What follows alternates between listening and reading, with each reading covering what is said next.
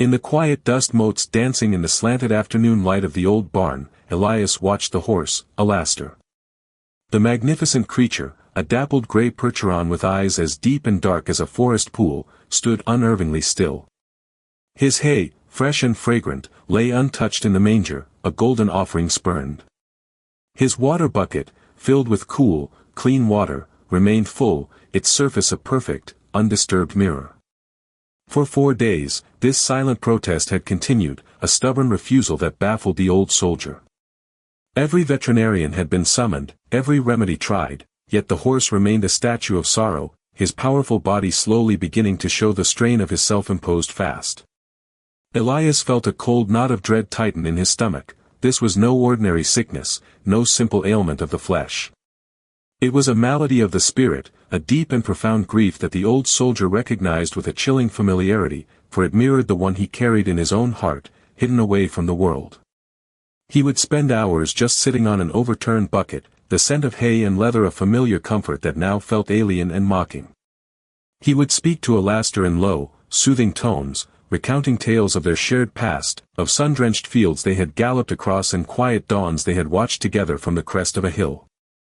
The horse's ears would sometimes twitch, a flicker of acknowledgement, but his head would remain bowed, his gaze fixed on some unseen point on the weathered wooden floor.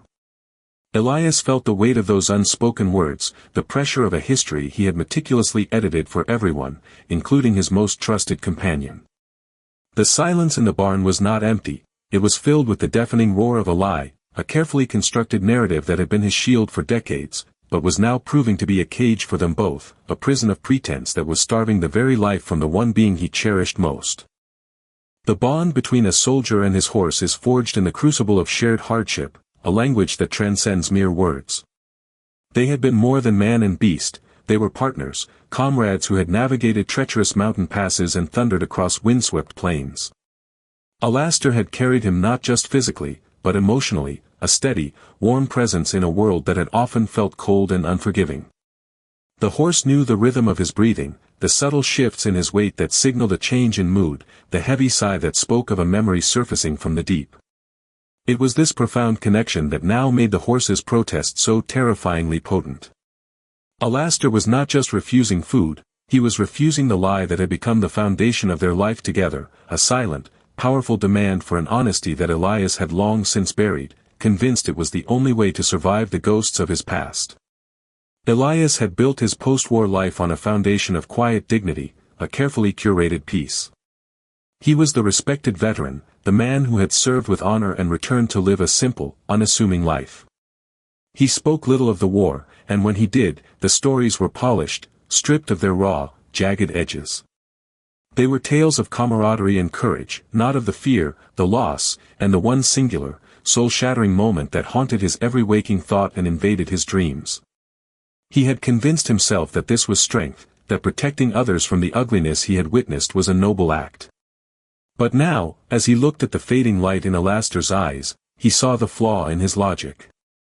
He hadn't protected anyone, he had merely isolated himself, creating a fragile peace that was now crumbling under the gentle, unwavering pressure of his horse's silent, desperate plea for the unvarnished truth. Night after night, he would lie awake, the creaks of the old farmhouse echoing the frantic beating of his heart. He would see the face of a young man, a fellow soldier, his friend, in the swirling shadows on the ceiling. He would hear the thunder of artillery, a sound that the peaceful country nights could never fully erase. The secret he carried was a shard of ice in his soul, a memory he had tried to freeze and contain, but which now seemed to be radiating a chilling cold that was affecting everything around him. He had thought the past was buried, a sealed and forgotten tomb.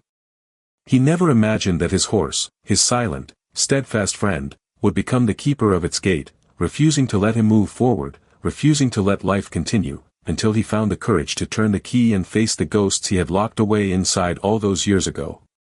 The villagers grew concerned, offering advice and condolences. They saw a beloved old soldier struggling with a sick animal, a sad but simple story. They couldn't see the real drama unfolding in the quiet solitude of the barn. They couldn't see the invisible war being waged between a man's carefully constructed reality and an animal's profound, instinctual knowledge of the truth. Elias would thank them, his voice a low gravelly thing, his eyes downcast. He felt like an imposter, accepting their sympathy while knowing the cause of this suffering was his own cowardice. The weight of his deception felt heavier than any pack he had carried, more draining than any forced march. It was a burden of his own making, a secret that was not only his to bear but was now being shared, in its devastating consequence, by the creature he loved most in the world. Alastor's protest was a mirror, reflecting Elias's own internal starvation. The horse's physical decline was a manifestation of the old soldier's spiritual decay. For decades, Elias had been feeding his soul a diet of half-truths and omissions, and it had grown weak and frail. He had survived the war, but a part of him had never truly come home. A part of him remained trapped on a muddy, war-torn field, forever bound to a moment of impossible choice and devastating consequence. He had tried to outrun it, to build a new life on new ground, but the past has a long shadow, and it had finally stretched far enough to fall over the one pure, good thing he had left. The horse was showing him, in the only way he could, that they could not go on like this. The lie was a poison, and it was killing them both from the inside out. The fourth day bled into the fifth, and a sense of desperation began to set in. Alastor's breathing was shallower, his great head hanging lower than ever. The proud curve of his neck had straightened, and his coat, once so glossy, now seemed dull and lifeless. Elias knew he was running out of time. The choice was becoming stark and unavoidable. He could cling to his carefully crafted lie and watch his best friend fade away, or he could find the courage to shatter the silence, to speak the truth that had festered within him for half a century. It was a terrifying prospect, to give voice to the failure and shame he had carried for so long. But the image of Alastor, so vital and strong, now so ghostly and frail, was a more powerful motivator than any fear. The protest had to end, and only one thing could end it. The silence of the stable became a sacred space, a confessional waiting for its penitent. Elias felt the ghosts of his past gathering, not as tormentors, but as quiet witnesses. He realized that Alastor had not been judging him, he had been waiting for him. The horse, with its deep, primal wisdom, had understood that the soldier could not heal until he was whole, and he could not be whole until he was honest, first with himself, and then with the world. The protest was not an accusation, it was an act of profound love, a final, desperate attempt to save his human friend from the prison of his own making. The burden was his, but the key, it turned out, was in the gentle, unwavering gaze of a horse who refused to live a lie any longer, forcing the soldier to finally confront the truth. The scent of dry, sweet hay could no longer mask the metallic tang of memory that clung to Elias. Every time he entered the barn, the quiet space transformed into a landscape of the past, the soft rustling of straw becoming the whisper of wind through the skeletal trees of the Ardennes. Alastor's stillness was a monument to that other time, a time of deafening noise and paralyzing fear. The horse's silent hunger strike was a direct line to the gnawing emptiness Elias had felt in the pit of his stomach during the war, a hunger that had little to do with the scarcity of rations and everything to do with the loss of innocence, the erosion of the soul. He saw in Alastor's dark, sorrowful eyes a reflection of the faces of his comrades, young men whose futures had been swallowed by the mud and the snow, their vibrant lives extinguished in the blink of an eye, a flash of fire. The war had taught Elias about survival, but it had also taught him the art of concealment. You concealed your position from the enemy, you concealed your fear from your men, and when you returned home, you concealed the scars on your soul from a world that wanted simple heroes, not broken men. He had become a master of this craft. His stories were smooth, polished stones, skipping over the dark, turbulent waters of his experience. He spoke of the bitter cold, but not of the friend who froze to death beside him. He spoke of the thrill of liberation, but not of the hollow-eyed children who stared with ancient, knowing eyes from the ruins of their homes. This careful curation of his past had been his armor, but Alastor's silent protest was methodically, patiently, stripping it away, piece by painful piece, leaving him exposed and vulnerable in the quiet solitude of the barn. Alastor was the descendant of war horses, his Percheron bloodline carrying the echoes of cavalry charges and the thunder of cannon fire. Perhaps it was this ancestry, this cellular memory of conflict, that made him so attuned to the war Elias still waged within himself. Animals possess an instinct for authenticity, an inability to tolerate the dissonance between what is presented and what is real. Alastor could feel the tremor of untruth in Elias's hands, he could hear the false note in his soothing voice, he could see the flicker of the past in his haunted eyes. The soldier's carefully constructed peace was a fragile facade, and the horse, in his unwavering loyalty, refused to be a party to it. He would not sustain himself on the tainted sustenance offered by a man who was starving his own spirit. His protest was a demand for integrity, a call for the warrior to finally lay down his oldest, heaviest weapon, his lies. Each passing hour that Alastor refused to eat was another tick of a clock counting down to a confrontation Elias had spent a lifetime avoiding.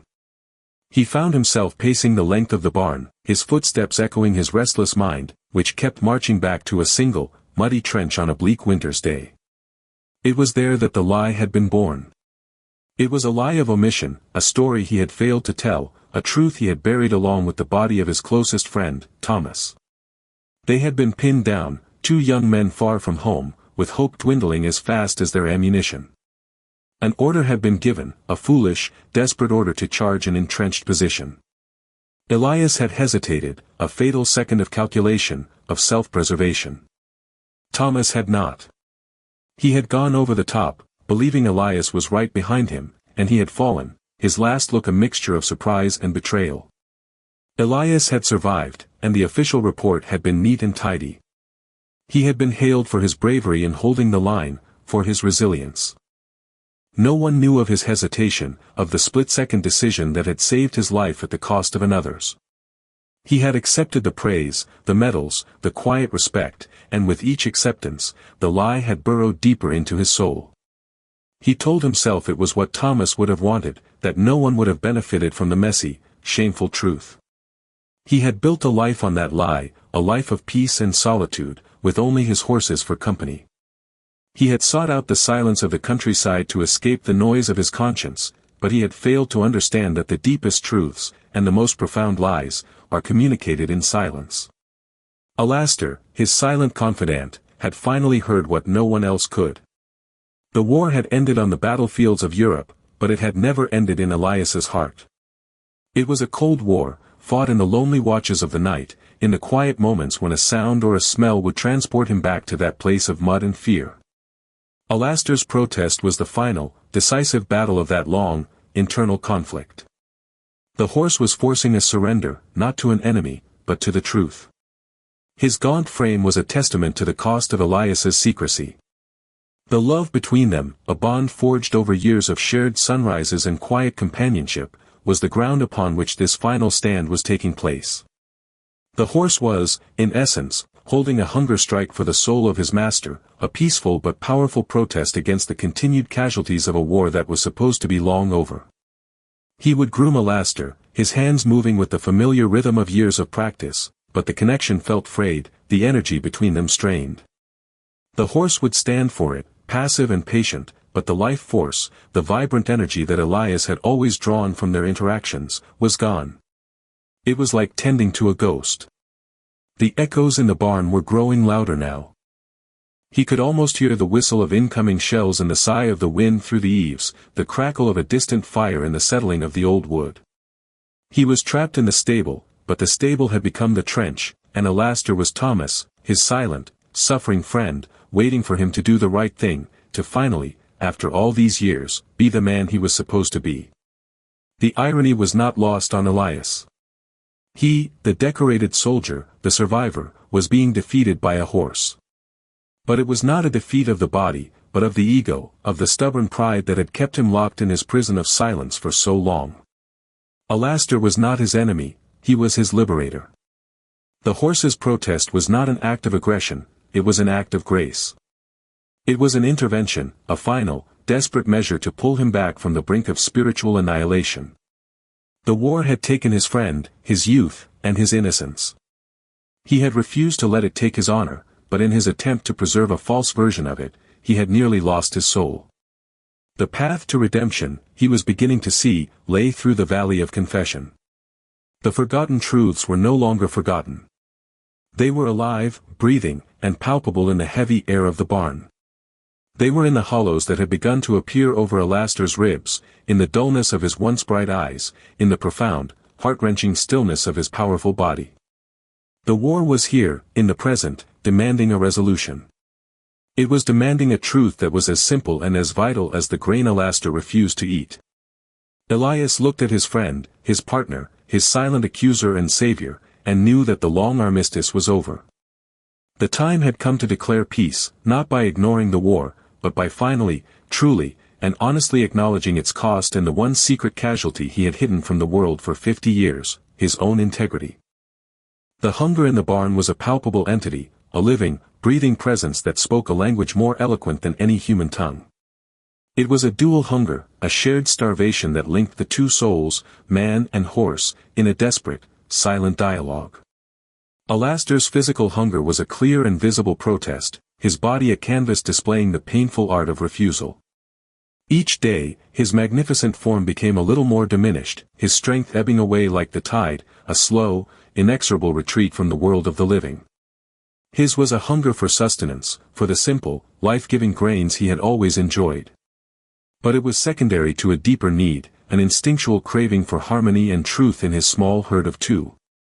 He was starving because his world, the world he shared with Elias, was out of balance, tainted by an unspoken dissonance he could no longer abide. Parallel to this, yet intertwined with it, was the hunger of Elias.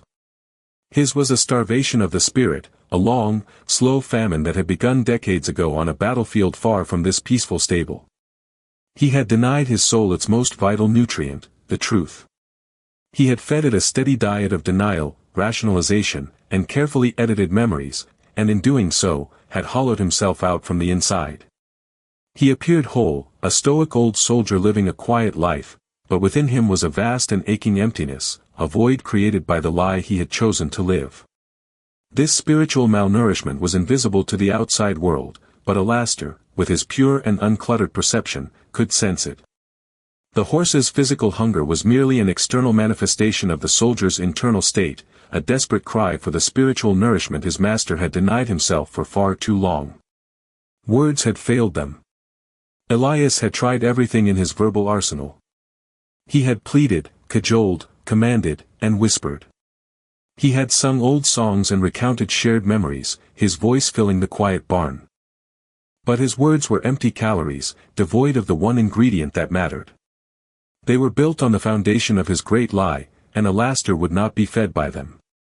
The horse's silence was his reply, a powerful and unwavering statement that words without truth are just noise.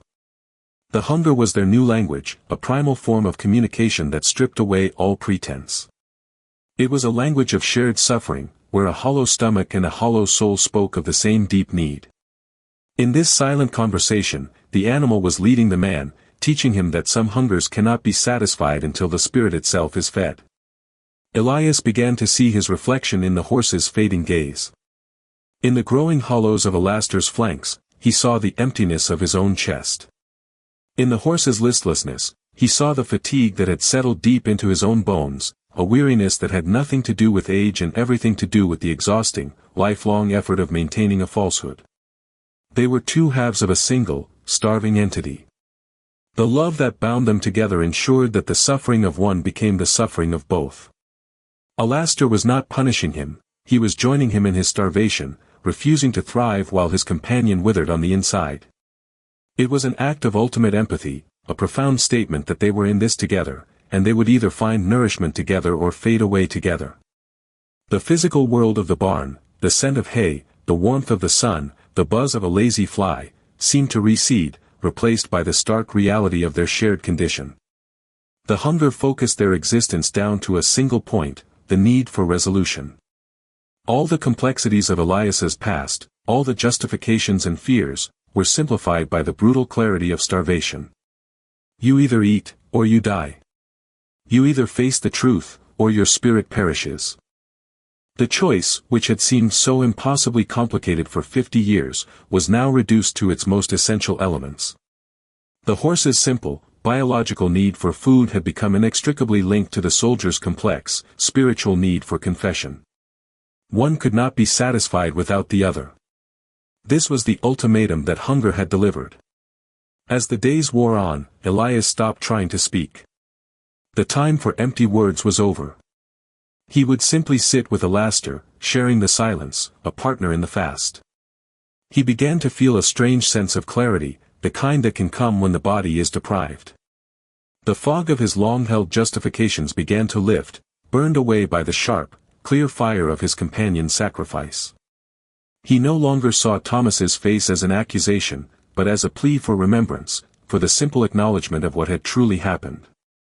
He saw that the lie had not protected Thomas's memory, it had erased it, replacing the real, flawed, brave young man with a sanitized, one-dimensional hero. The hunger was clarifying his vision, allowing him to see the past not as a source of shame, but as a story that simply needed to be told, in its entirety, with all its painful, human detail. This shared journey into hunger was a peeling back of layers, stripping away the non-essential until only the core of their bond remained. It was a love that demanded honesty, a companionship that refused to be sustained by anything less than the whole truth. Alastor, in his silent wisdom, was teaching Elias the final, most important lesson of his life, that true strength is not the ability to conceal one's wounds, but the courage to expose them to the light. The horse's hunger was a beacon, illuminating the dark, forgotten corners of the soldier's soul, showing him the path back to himself. It was a harsh and painful lesson, taught through the language of deprivation, but it was also an act of immeasurable grace, a final gift from a friend who would rather starve than see his companion live a lie. The moment of surrender came not with a crash, but with a quiet sigh. Elias, looking at the frail form of the animal who was giving everything for him, felt the last of his resistance crumble. The hunger had won. It had spoken its piece, delivering its message with devastating clarity. The two souls, linked in their shared emptiness, had reached a turning point. The emptiness could now either consume them completely, or it could be filled. Elias knew what he had to do. He had to feed them both. He had to provide the nourishment that only he could offer, the one thing that could satisfy both the hunger of the body and the hunger of the spirit. He had to speak the truth. The stable, once a place of silent protest, was about to become a place of healing. The tale of two souls, starving in their own separate but connected ways, was reaching its climax. The hunger that had spoken so loudly in the silence had finally been understood. It was a demand for communion, for a reconciliation that could only be achieved through a full and honest confession. Elias rose from his seat, his old bones aching, but his spirit feeling a flicker of something it hadn't felt in 50 years, the faint, warm glow of hope. He would speak, and in speaking, he would offer the food they both so desperately needed. He would honor the protest, and answer the call of the hunger that had spoken when words could not. Long before the silence and the starvation, an unspoken pact had existed between Elias and Alastor. It was a covenant forged not in words, but in shared breath on cold mornings, in the gentle pressure of a hand on a strong neck, and in the thousands of quiet miles they had traveled together. The terms of this pact were simple: mutual trust, unwavering loyalty, and a promise of shared truth. They were a herd of two, a self-contained unit navigating the world, and the integrity of their bond was paramount. For years, they had honored this pact without ever needing to acknowledge it. It was simply the way things were, the natural law that governed their shared existence. The wind in the grass, the warmth of the sun, the solid earth beneath their feet, these were the witnesses to their silent agreement. The war, however, had introduced a silent clause of deception into Elias's side of the contract. When he returned, he brought a ghost with him, a secret that violated the core principle of their pact, the promise of shared truth. For years, Alastor had patiently abided this transgression.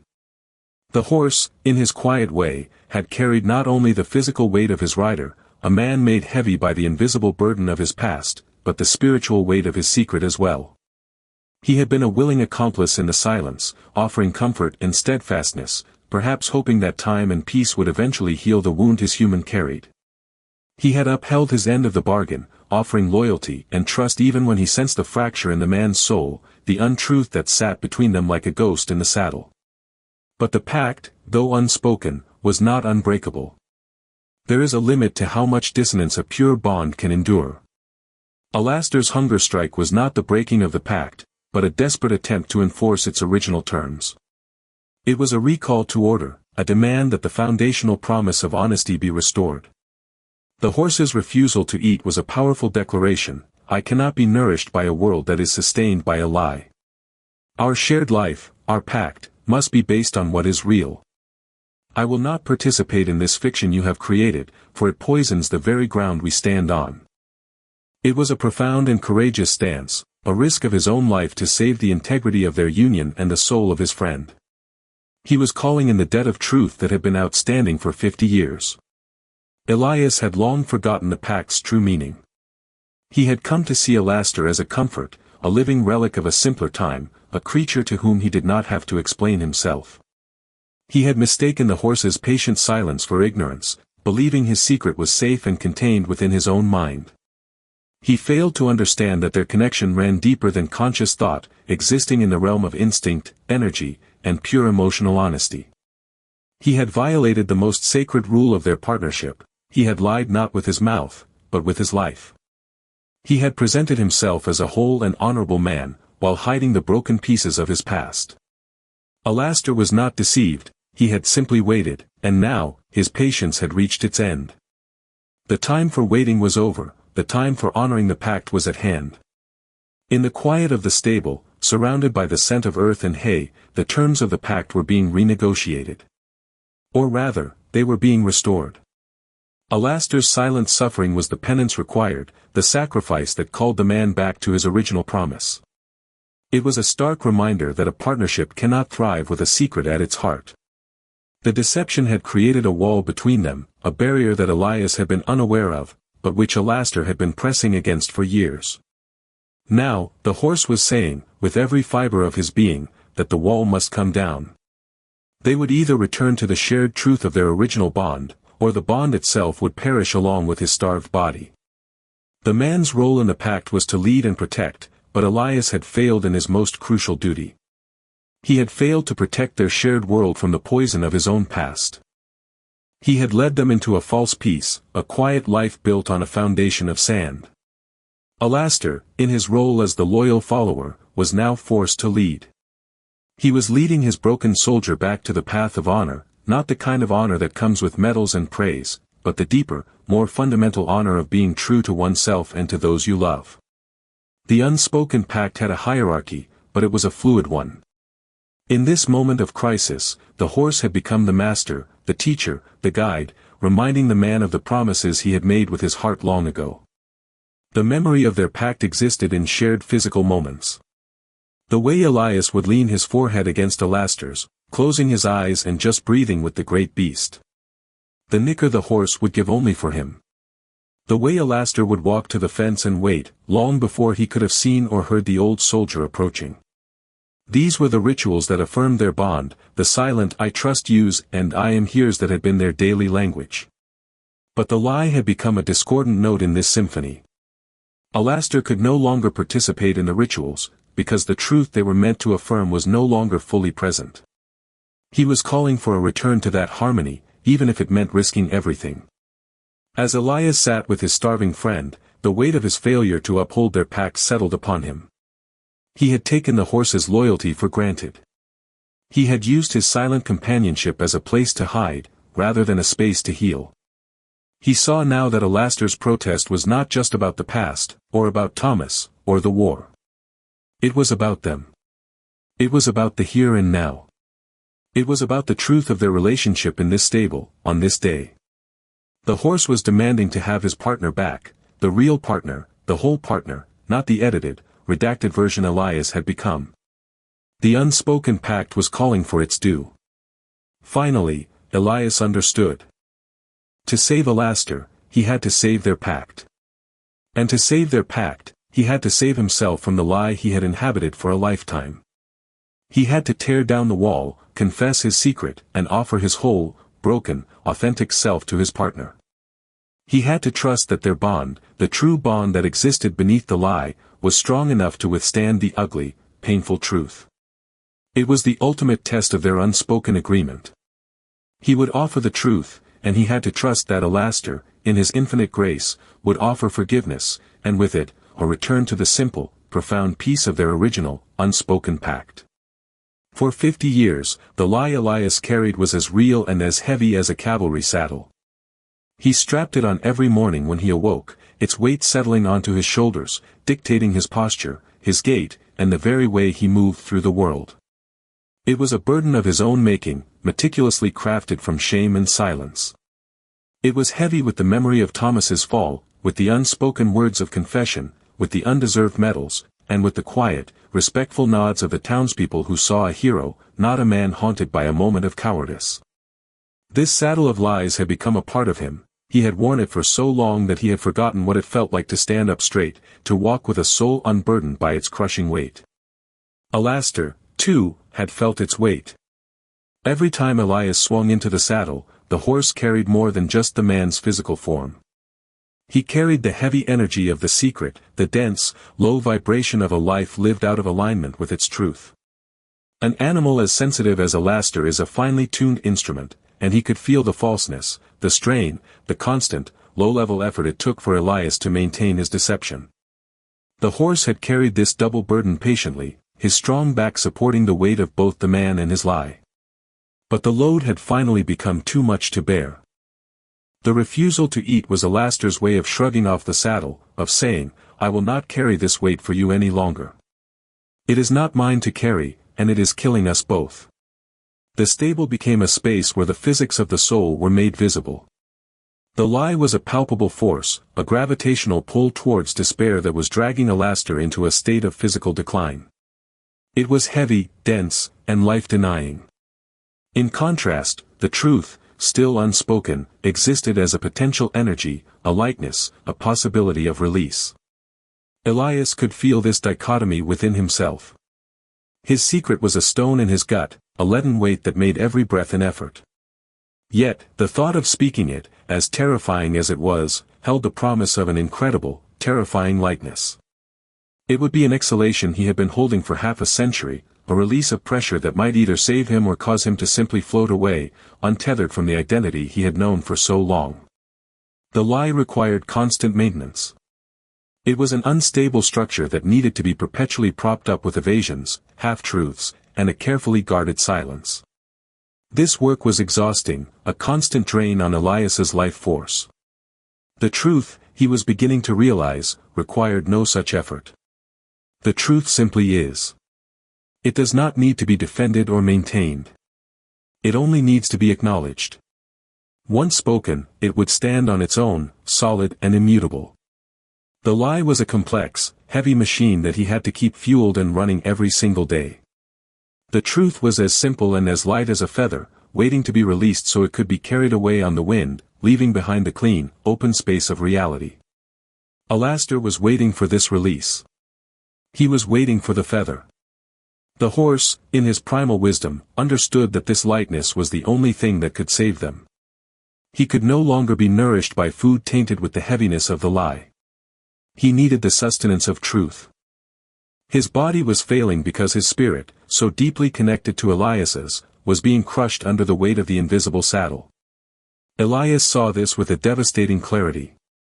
He saw the saddle on his own back, and he saw a phantom version of it on Alastor's, a spectral burden that was pressing the life out of his friend. The choice was to remove it, or to be buried under it together. The act of confession, which had seemed like an impossible, mountain-moving task for so long, now began to transform in his mind. He had always seen it as an admission of shame, a moment of ultimate humiliation. Now, he started to see it as an unburdening. It was not about adding the weight of judgment from others, but about removing the internal weight of his own self-condemnation. The real prison was not what others might think of him, but the one he had built for himself, the one whose bars were forged from his own silence. Speaking the truth would not be a moment of defeat, but a moment of liberation, a casting off of the heavy, chafing leather of the lie he had worn for a lifetime. He imagined the words leaving his mouth, picturing them not as heavy stones, but as dandelion seeds, catching the air and floating away. The story of his hesitation, of Thomas's charge, of his survival, it was not an indictment, but simply a story. It was what happened. It was the truth. By holding it in, he had imbued it with a monstrous power and weight.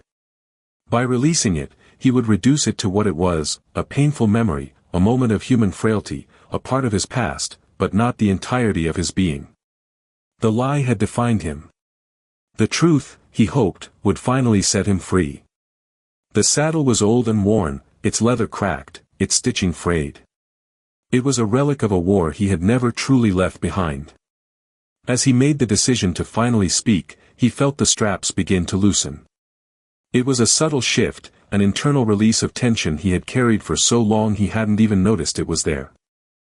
He looked at Alastor, whose breathing seemed so shallow in the quiet barn, and he knew he was not just doing this for the horse. He was doing it for himself. He was doing it for Thomas, whose memory deserved the lightness of truth, not the heavy tombstone of a lie. He was ready to be light. He was ready to stand straight. He walked over to Alastor, his steps feeling strangely less heavy, less shuffling. He placed a hand on the horse's neck, and for the first time in 5 days, he did not feel the oppressive weight of the saddle of lies on his soul. He felt only the smooth, warm skin of his friend. The lie had been as heavy as a saddle, a burden that had nearly broken them both. The truth, he was about to discover, was as light as a feather, and it held the power to let them both fly. The journey to the stable that evening was the longest walk of Elias's life. Each step on the worn dirt path was a footstep through his own history, a final march towards a battle he had postponed for 50 years. This time, however, his enemy was not a foreign army, but his own fear. His weapon would not be a rifle, but the simple, unvarnished truth.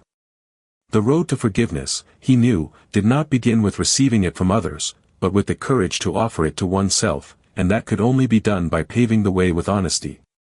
The silence of the coming dusk seemed to hold its breath, waiting for the confession that would either shatter the world he had built or rebuild it on a stronger, more authentic foundation.